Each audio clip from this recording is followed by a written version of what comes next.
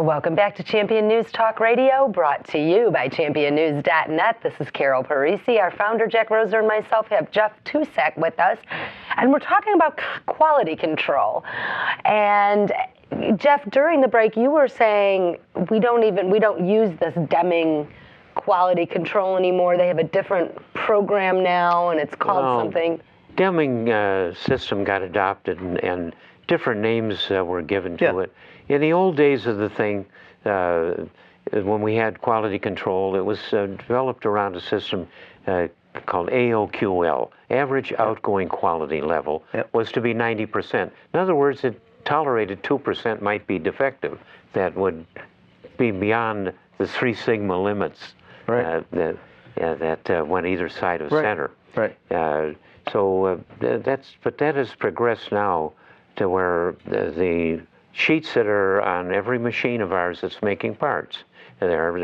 While that machine's running, there's a series of dimensions on that part that at several times during the day, the operator comes over and makes sure that they are within the statistical control limits. If they aren't, shut off the machine. Because all of them will be scanned. And that's what the Japanese were famous for back in the day, in the early day when they, in Toyota, Honda, is that they had a culture that would shut the plant down if the quality standards were met. Where in an American plant during 60s on through the 80s and maybe to the 90s, no, they would let it run and we'd have a whole batches of scrap laying around. The big prize for... Because it was on a quota basis. The prize for excellence in Japan to this day is the Deming medal. In Japan. Not here. Does Japan have unions? No, not the same way that we do. You know, again, I want to be... So we're talking about quality and productivity and excellence. Unions are basically bargaining units, right? So I mean, that's what they are in the United States. They are bargaining units to try to get as much.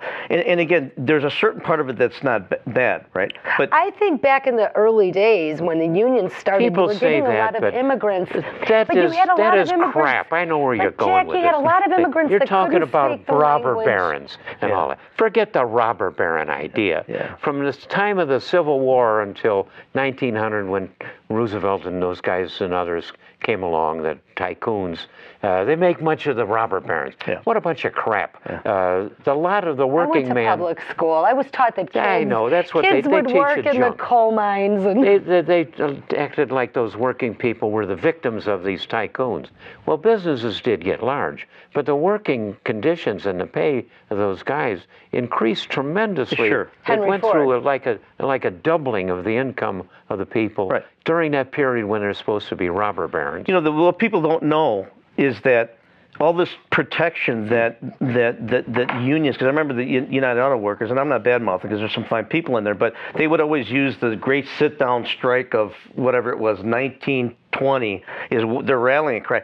The world doesn't exist there. We have National Labor Relations Board, number one. We already pay people at state and federal level that look at working conditions. So we don't need a third party really to do that anymore, right? Well, you have a lot of, there's a lot of abuse too, because I know. In the day there was, not anymore. Well, I heard back when we were bailing them out. Let's go back a little. We need a little more history here. Okay. Because there's two guys that were the great social reformers of the last century.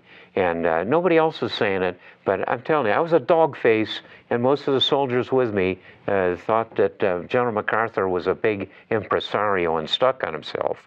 But as Jimmy Doolittle said when questioned about MacArthur being an egotist, he says, yeah, he is an egotist, but he's every bit as good as he thinks he is. But the revolution that he brought to Japan was a social revolution of quality. Then that happened a little later in this country, but we had the other great social reformer of that century. Not many people are saying that today. It was Henry Ford. Henry Ford. Sure. And it wasn't for the assembly line. That was a great contribution. But his huge contribution was, in 1913, he instituted the $5 day. Right. He didn't need the union to tell him to do that. Exactly. He did it against everybody. Told him you're nuts.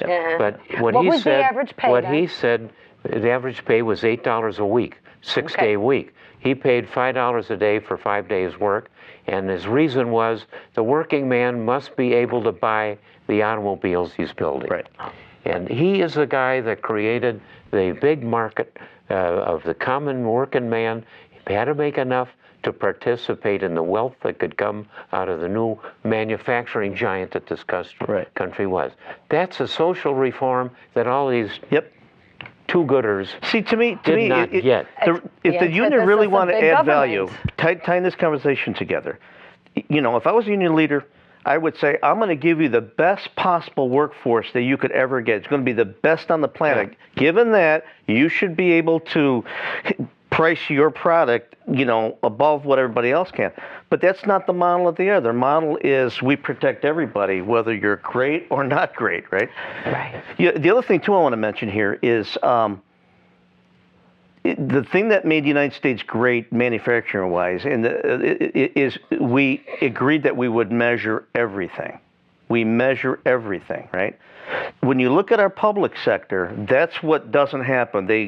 We are surrounded by protection. We can't measure, we can't report it, so we can't make the improvements. Jeff, you are saying something extremely profound, and I want our listeners to hear it.